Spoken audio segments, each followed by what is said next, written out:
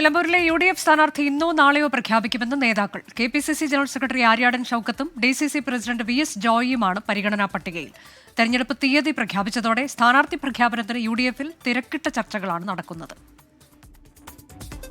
മുൻ ഉപതെരഞ്ഞെടുപ്പുകളിലേതുപോലെ തിരഞ്ഞെടുപ്പ് പ്രഖ്യാപിച്ച ദിവസം തന്നെ സ്ഥാനാർത്ഥിയെയും പ്രഖ്യാപിക്കാനുള്ള സജീവ ചർച്ചകളാണ് UDF ക്യാമ്പിൽ നടക്കുന്നത്. എന്നാൽ ഇപ്പോഴും ഒറ്റപ്പേരിലേക്കെത്താൻ കഴിഞ്ഞിട്ടില്ല. ആര്യാടൻ ഷൗക്കത്തോ VS ജോയിയോ എന്നതാണ് ചോദ്യം. മുസ്ലിം ലീഗ് നേതൃത്വം KPCC അധ്യക്ഷനുമായും UDF ചെയർമാനുമായും സംസാരിച്ചു.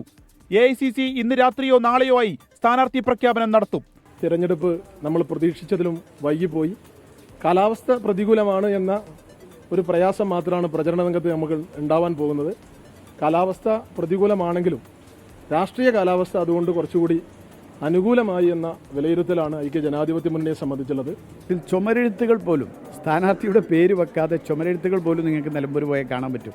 ഐക്യ ജനാധിപത്യ മുന്നണിയുടെ ഇത്രമാത്രം ഞങ്ങളൊരു മുന്നൊരുക്ക പ്രവർത്തനം ഇതിനു മുൻപ് ഒരു തെരഞ്ഞെടുപ്പിൽ ഞങ്ങൾ നടത്തിയിട്ടില്ല. അത്രത്തോളം ആത്മവിശ്വാസത്തിലാണ് പോകുന്നത്. നിലമ്പൂരിന്റെ ചരിത്രത്തിലെ ഏറ്റവും വലിയ ഭൂരിപക്ഷം നേടുമെന്ന് ഉപതെരഞ്ഞെടുപ്പ് ചുമതലയുള്ള KPCC working president AP Anilkumar.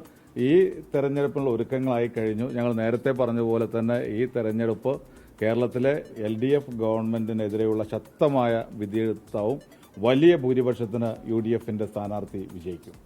നിലമ്പൂരിൽ ഉപതെരഞ്ഞെടുപ്പ് പ്രചാരണം UDF മുൻപ് തന്നെ ആരംഭിച്ചിരുന്നു. ഒന്നാം ഘട്ട കൺവെൻഷനുകളും കഴിഞ്ഞു. അസ്വാരസ്യങ്ങളില്ലാതെ സ്ഥാനാർത്ഥി പ്രഖ്യാപനവും കഴിഞ്ഞാൽ മണ്ഡലം തിരിച്ചുപിടിക്കാമെന്ന കണക്കുകൂട്ടലിലാണ് UDF പട. 24 മലപ്പുറം.